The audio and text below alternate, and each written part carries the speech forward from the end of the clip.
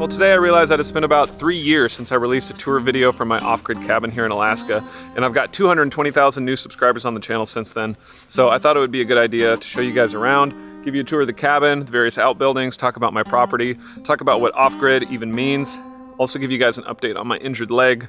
For those of you who didn't see my last video, I hurt my knee really bad when I fell in the outhouse hole that I'm building, which is embarrassing. But anyway, that's what's happening today. So I figured we'll start with one of the less visited parts of my property, which is the sauna that I have hiding in the woods back here. This is a wood-fired sauna that I built 4 or 5 years ago. I built it during the COVID era, which was before my YouTube channel, so I don't have any footage of building it, but I'll give you guys a quick look. So saunas are actually how you bathe in the bush in Alaska. You get it cranking super hot in here, and then you douse yourself down with water and take a sponge bath and dry off, and it's one of the cleanest, best feelings you could ever imagine.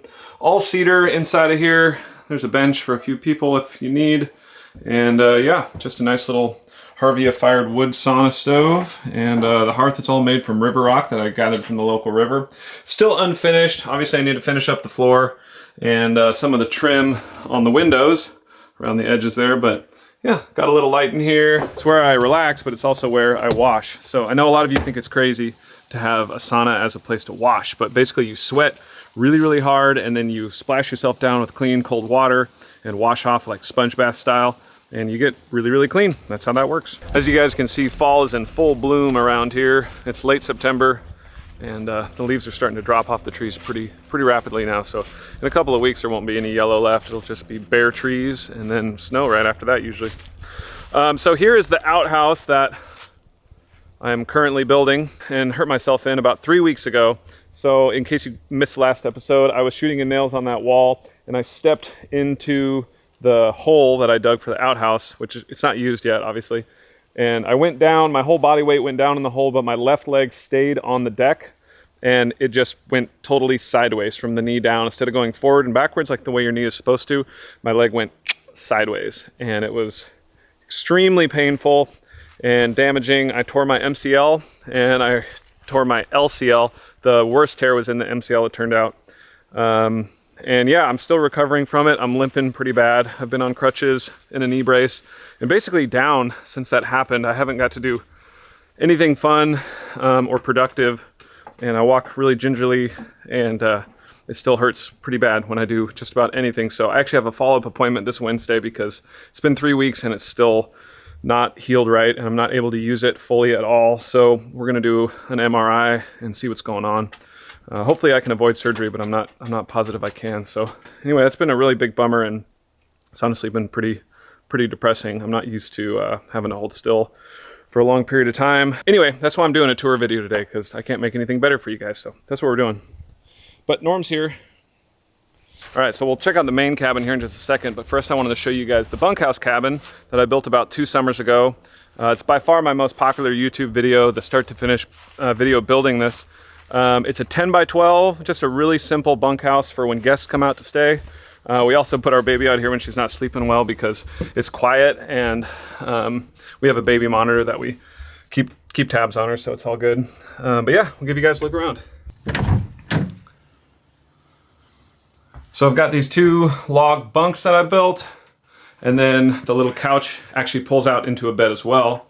I've got a propane heater for it, and then a buddy heater to get it started when it's really cold, because this is a slow heater. Keeps it really warm even when it's -20, but to get it heated fast, I add the buddy heater to it. And this is plumbed outside to a propane tank. Over here, I've kind of got like a little Airbnb style setup with like a coffee boiler and breakfast stuff and all the goods for guests when they want to kind of get up early and do their own thing. And then, yeah, little table.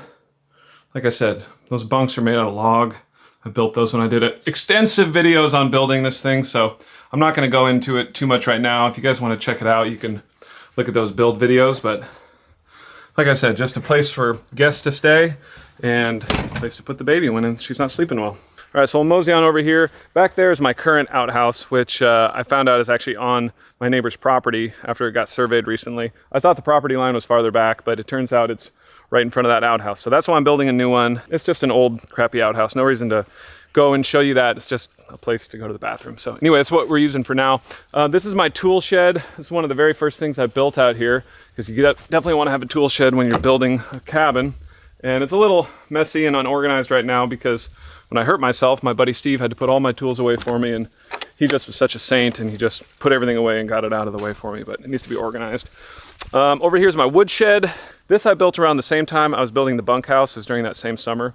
And it holds a lot more wood than it looks like. Each one of those stacks is 3 rows deep, and those are 10-foot tall bays, so it's actually a whole lot of firewood in there. This is my splitting stump, and yeah, nothing too fancy. Got my 4-wheeler, 1989 quad runner, same year that I was born, so in case you guys are wondering how old I am, you can do the math on that. Norman, my dog, in case you guys don't know him, he's a hero. He's the main character of the channel. And yeah, so here's the main cabin. This is a 16 by 20 cabin.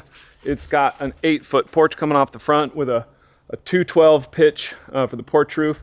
The main roof is an 812 pitch. And I built it back in 2015, and I did it with basically 0 building experience. I mean, I really had no clue what I was doing. I just talked to the guys at the lumber yard and looked on YouTube and read books and did my best to put it together. And it's still standing today. There's lots of things about it that if I could redo them, I would love to. But it's been a great place, and I'm pretty proud of it, considering that it's 10 years old and still holding in. Here's the porch, just a nice place to sit and hang out, and that's where the new outhouse is gonna go, much closer than the old one. And yeah, Norm's gonna give you guys a look around inside. So I know a lot of you guys have seen this, so sorry to be repetitive, but I realize there's a lot of newcomers to the channel, so thought I'd take you guys through, show you around. So, all right, so kitchen, obviously. I got a 24-inch, which is slightly narrower, propane stove with an oven, cabinets for, you know, bowls, plates, spices, food, all sorts of different stuff. One of the improvements that I want to make is adding more shelves over here, and then underneath I want to close all this in and add more shelves as well. This is a Glacier fridge by EcoFlow. It's a battery-powered fridge that I can recharge with my generator or with solar. It's great. And then I also have like a full-size, or I guess a mid-size fridge, and then a microwave on top. So I kind of have all the modern cooking conveniences that you need in terms of like fridge, oven, microwave, and then for dishes and water, I just have what's called a hot pot, and I just have water in it, and then I fill this with either pond water or spring water from down the road, or in the winter I'd fill it with snow and put it on the wood stove and it makes water. And then this just drains into a bucket underneath the sink, and then I just empty the bucket whenever it fills up. It's really simple. I've thought about plumbing the sink out to the outside and having it go into the ground, but I'm not really sure I want to do that because I don't have any issues just draining the bucket from time to time. Yeah, I love to cook, and so I spend a lot of time in the kitchen, so I made it nice and big. So I got a little dining table, eat all our meals here, and play cards, hang out, enjoy the view out the window over the pond. And yeah, not much to say about this. It's just a table where we eat and hang out. Excuse me, Norman. Over here is the heart and soul of the cabin, of course, the wood stove. This is a Drolet wood stove. It's not one that they make anymore. It's called the El Dorado. But what's nice about it is that it has really low clearance to combustibles, so you can put it right up against the wall without a heat shield, and it's safe. It has a built-on heat shield in the back. It's also a well-insulated stove, so it holds a lot of heat and then emits the heat slowly. It's one of those EPA-friendly reburn stoves, so it almost never has to have the chimney cleaned. And it's been really great. I've loved it ever since I got it. And one of the other improvements, excuse me, Norm, come on over here, bud. One of the other improvements is my last tour video is this hearth that me and my wife built. We have a full build video on it, but it's all stone that we picked up from a local quarry and put together this nice little hearth for the stove to live on. I also got this new rocking chair. My wife also picked this up at the dump. It was wrapped in plastic, and obviously someone knew it was in good enough shape but didn't want to keep it, so they wrapped it in plastic. And we brought it in, and I gotta say, it's been awesome to have a little rocking chair, sit by the wood stove and relax. So that's what's new over here. Oh, I got a firewood rack back there, which is needing to be restocked, but I haven't been very mobile, so I haven't done it. And here's the living room. I've got this futon, which used to be where guests would stay because it pulls out. Do a full-size bed, but now they all stay in the bunkhouse, obviously. The TV's pretty new. I just have a DVD player that I plug into it, and I watch like all the old Alone in the Wilderness documentary series and like old 90s movies and just whatever DVDs we've picked up over the years. This table my wife built, which is just awesome. I think anything homemade is great. I have a propane heater over here. This is plumbed to the outside for a big propane bottle. I use it as a secondary heater to get the cabin warm if I've been away, or if I just want to keep it 50 degrees in here overnight, don't want to stoke the wood stove.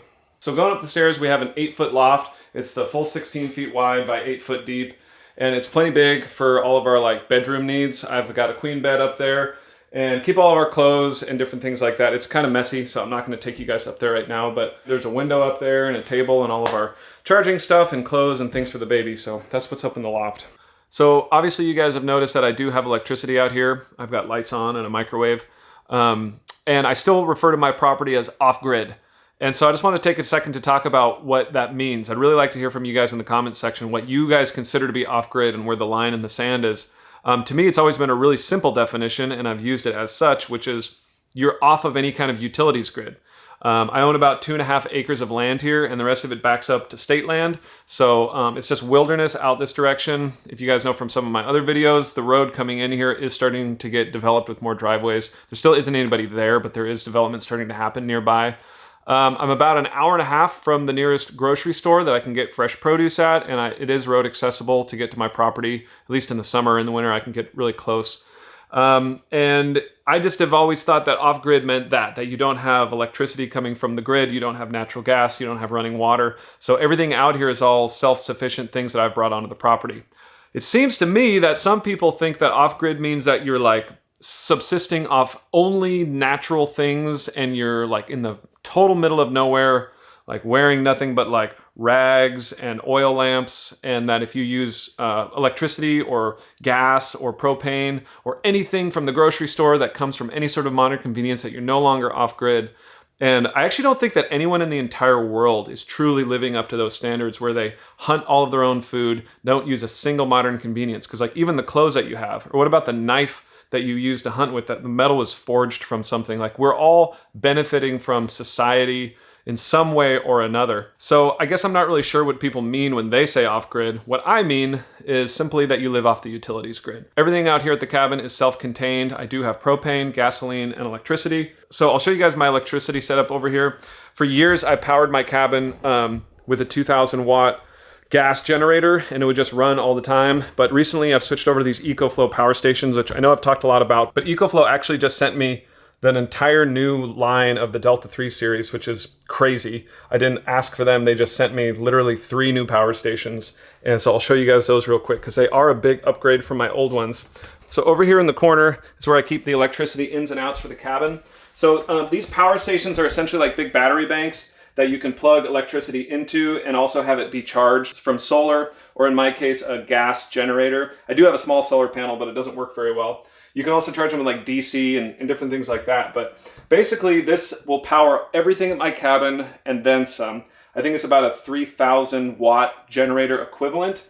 And this top part is an expandable battery pack. So this is brand new. Like I said, they just sent me this stuff, which is one of the benefits of being a YouTuber. I get like thousands of offers for sponsorship and product deals, and I don't do any of them except for the EcoFlow ones. These are the one company that I decided to work with because I legitimately love their products and I legitimately use them. And I can't really afford them otherwise, so I went ahead and made a deal with them to do review videos. But these ones, they literally just sent me like out of the blue, and they're amazing. So this is the Delta 3 series. And with this expandable battery, I can get like 5 full days of electricity use here at the cabin without having to recharge it. And then when I do need to recharge it, I just go out to my gas generator and charge things up. As soon as I get some solar panels, then I'll really be in business. But I'm going to take you guys out there, and this needs to be charged up anyway. So I'm going to take you guys out, and we're going to go fire up the gas generator and charge up the power station. This is the generator that I've always used. It's a Yamaha. The Honda 2,000 watt generator works just as good, and there's tons of off-brand ones that I'm sure are fine as well. But this one works great to power the cabin, but it works even better just to charge up my power stations. The reason that I love the power stations so much is that they're quiet. This, even when it's on eco throttle, has the sound of a running engine, and it just really takes away from nature and the sounds of silence. So I use this for about an hour and a half. Is all it takes to power up all my power stations and refrigerator, and then I turn it off, and I've got like 5 days of power with that new generator. Anyway, just fires up easy. I just plug it in, and Now the power station in the cabin is charging. Okay. All right, so I thought I'd give you guys a closer look at this power station. This is the Delta Max. The one that I have over in the corner that's for the cabin is the Delta Max Plus. By the way, this is the 3 series. All of these are their number 3s. I had the 2 series before this. But the Plus just means that you can add a battery pack to it, or 2 battery packs actually. So that one can get up to like 10,000 watt hours or kilowatt hours or something. I don't know. Basically, you could go for like close to 10 days because it's about 1,000 watt hours or whatever it is per day for me of lights and just average use out here. This one's not expandable, but this one is for my tiny cabin on wheels. One of the big improvements to these since the last series was that if you plug in like something to charge, like if you're charging a laptop or if you're charging like the solar fridge with the DC plug-in, it used to make my LED lights flicker. So I'd always have to unplug them when I wasn't charging something, otherwise all the lights would flicker. These new series seem to have solved that. So now I keep everything plugged in all the time and no flickering whatsoever. They also just have bigger storage capacities, and then they have like an app on your phone that you can like turn them on or off or set how fast they charge. Just tons of customization.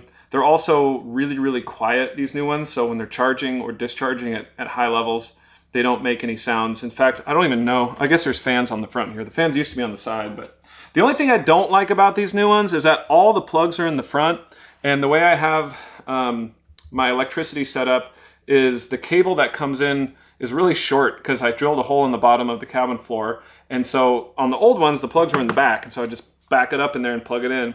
Well, now that they're in the front, my cable doesn't reach, and that's really annoying. So I'm gonna have to like rip all that out and then feed more cable in to get around to the front. I guess, I don't know, kind of a small detail, but it's actually pretty inconvenient for the way I have my setup. So I'm not happy about that. But otherwise, these things are just great. Again, I really don't do sponsorship videos except for these guys. I do have links down in the description.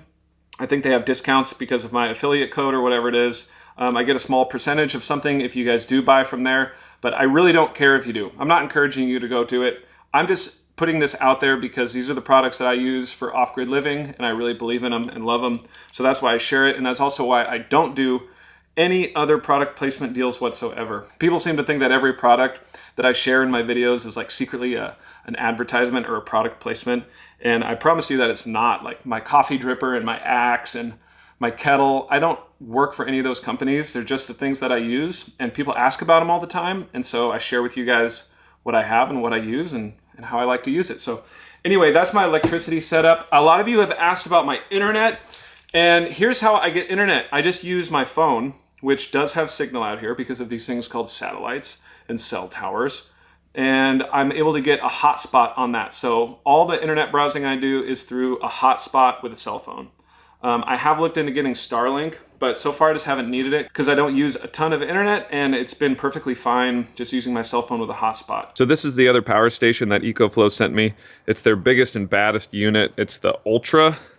And this is going to be used for building projects. This is more than I need for my cabin, but when you're using electric power tools all day, this is definitely the unit to have. It stores just a ton of juice, and it even has like 220 plugins. One of the neat things about this one, and the Max, the new Max actually, is that you can turn on which AC bank you want, so you could have these on independently or off independently.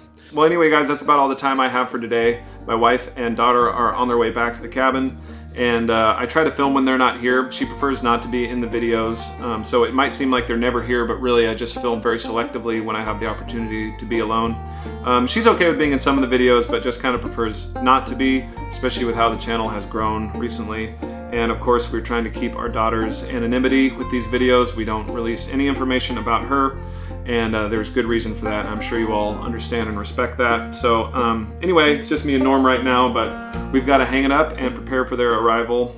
Sorry I'm not making better content for you guys right now. As soon as my legs healed up, I'll be finishing that outhouse and going on some big adventures and getting back to making the best videos I can. But I figured today at least I could make something for you guys. And yeah, hopefully within a week, 2 weeks, I'll be back to doing stuff. So hang tight, and I appreciate you guys. Make sure to check out my website at alaskacabinadventures.com. I'll see you guys on the next episode.